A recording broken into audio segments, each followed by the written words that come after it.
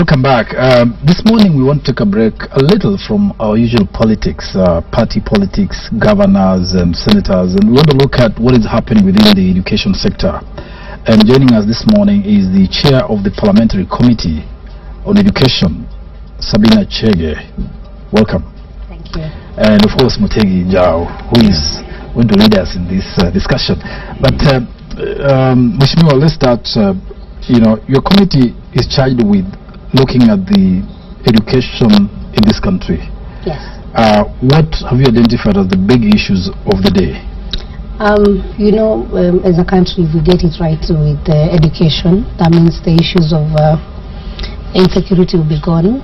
The issues we're talking about our economic in this country, things will change if we get it right in education. And of course, then my committee, basically in Parliamentary Oversight, we look at the education budget. We look at the projects that have been undertaken in education. So we have a lot to do with the basic education, university education, about the technical institutes. So basically, it's all everything about national responsibilities of the national government, as well as the education, the ECD, which is under the county government. Are you looking at that as well? Actually, part of education that is devolved is polytechnics, which was initially, youth polytechnics were initially or formerly known as village polytechnics and ECD.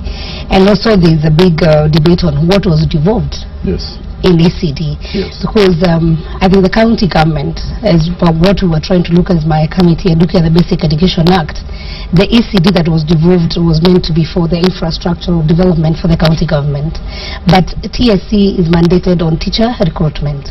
And when we talk about the foundation of education, it is basically at that early stage. Yes. When a child is in that early stage, that's when this child will become a doctor, or this child can become a good teacher. The child can become an engineer, so you develop the talent at that. Yeah, you're saying they develop the infrastructure, but I thought the recruitment has been going on now, the ECD that is where the whole total confusion just a couple of weeks ago. Yeah, right? And as my committee, we are planning to do an amendment on the Basic Education Act, because when you look at the foundation of a child, once we devolve like the teacher recruitment to go to the county government, then what happens where there's inequality? You'll find some counties are employing the teachers who are not qualified.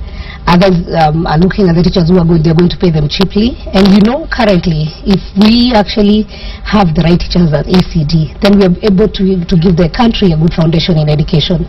There's no way you can devolve education at the early childhood development. Then when it comes to class 8, you examine them at the same level. So what we are saying is that the county government should actually focus on good classes, infrastructure. At that age, children need to see color. They need to love school. But what happens with our children? They hate school at the time that they are introduced to school or to education. So by the time they go to class 1, you get a child in class 8 who is not able to read or write.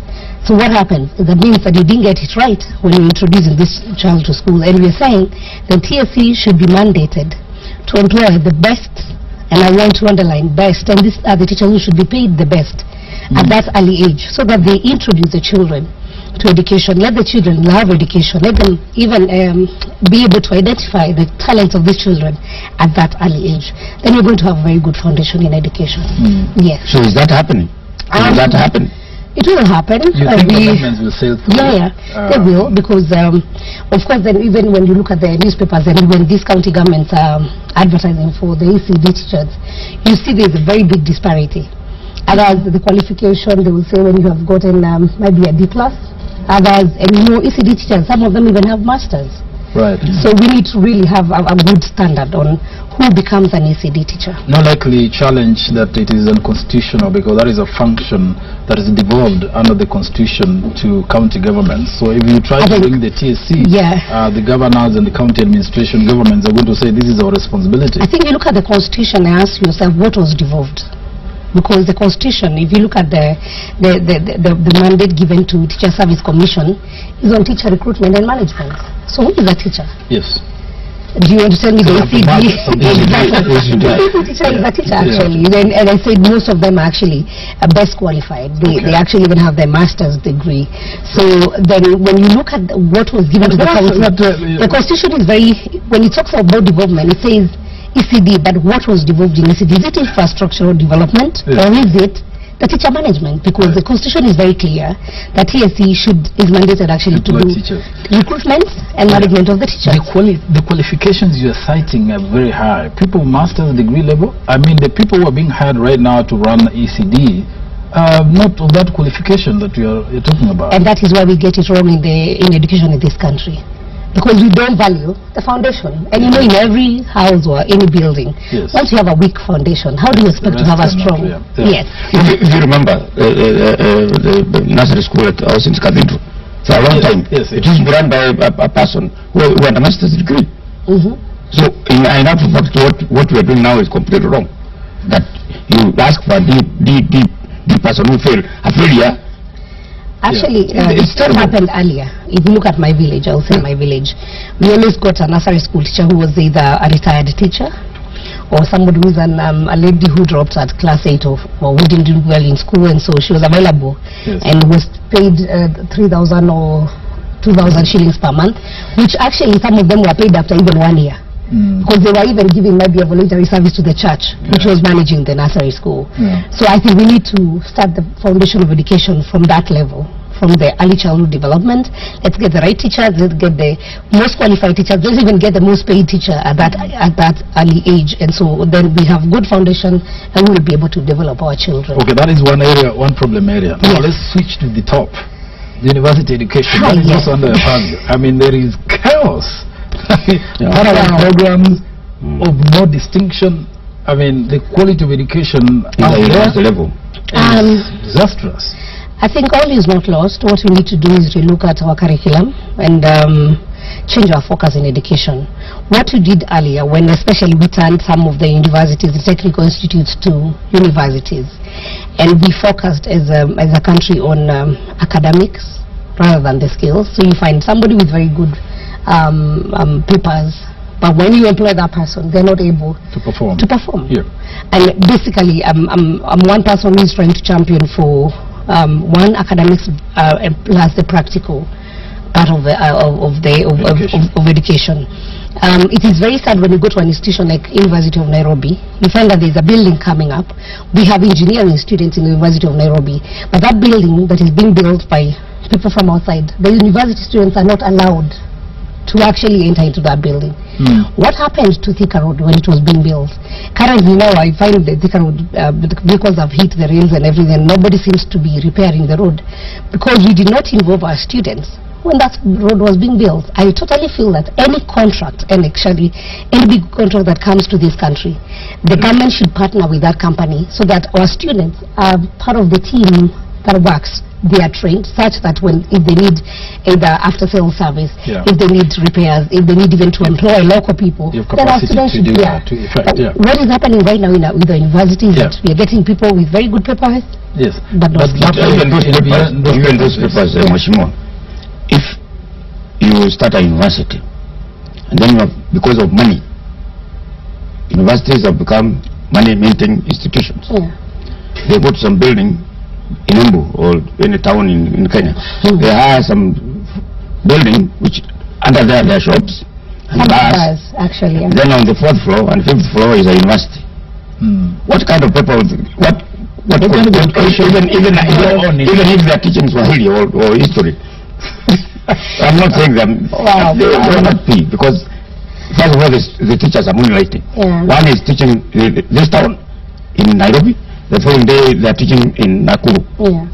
What kind of education? What people? How can they be good? I think when we now have the Commission of Higher Education, the university is a commission, and they are the ones who actually allow, or they are the ones who are supposed to license and allow the curriculum to be taught. We even had some of the universities teaching some subjects that were not either applicable, or then if it's teaching, they are combination of subjects. So you find that somebody has graduated and you're told, no, you got the wrong combination, or we cannot employ you as TSC. So these challenges have been there, but my committee has been very clear that we must maintain some standard. And we will be visiting. No, I mean, Mashmur, the point is, what is the effectiveness of parliamentary committees in this oversight? Because this education scenario, parallel courses, you are carrying campuses all over every corner, roadside. has gone on for some time. We don't see the hand of the oversight. Anybody. Or even the regulator, the Commission for Education, or nothing. Well, no, it's not. Is there action going on? On the contrary, there's action going on. Currently, we you know, there was that issue of the universities and the unions and the workers. Yeah. And the government gave 3.6 billion. No, 3.9 in two phases. That was 7.8 billion to the workers. And so the workers came to us and said we were given money by the government, but the money never came to us. Yes. So that is one of the mega scandal we are now investigating. In fact, they're saying they're going on strike in March because they're saying they didn't get part of the money that was allocated. We are in agreement with them that they are not going on strike. Really? Because what happened, the government did its part of the deal. But the vice chancellors didn't deliver, and so that's the biggest challenge that we are having. We are already investigating the matter. We've gotten the report from the universities, and we agreed as a committee to deal with specific or one particular university at a time. Okay. You can imagine the money that was allocated. When the vice chancellors came, they said we have a surplus of 1.3 billion. After 1 week, they came and said we have a surplus of 2.1 billion. So, and we asked them how. Did you have the surplus? And already the government had already signed the deal. So did somebody lie to the government on what was meant to be an increment, or what happened? But some of them actually had taken the money and returned. So it's really a big challenge for us. Okay, what should the country know from you, your committee? What is going to happen with regard to the mushrooming of these colleges? Let's see what actions you guys. Definitely, there's going to be change. What are the proposals on the table? The first thing is that we must have standards.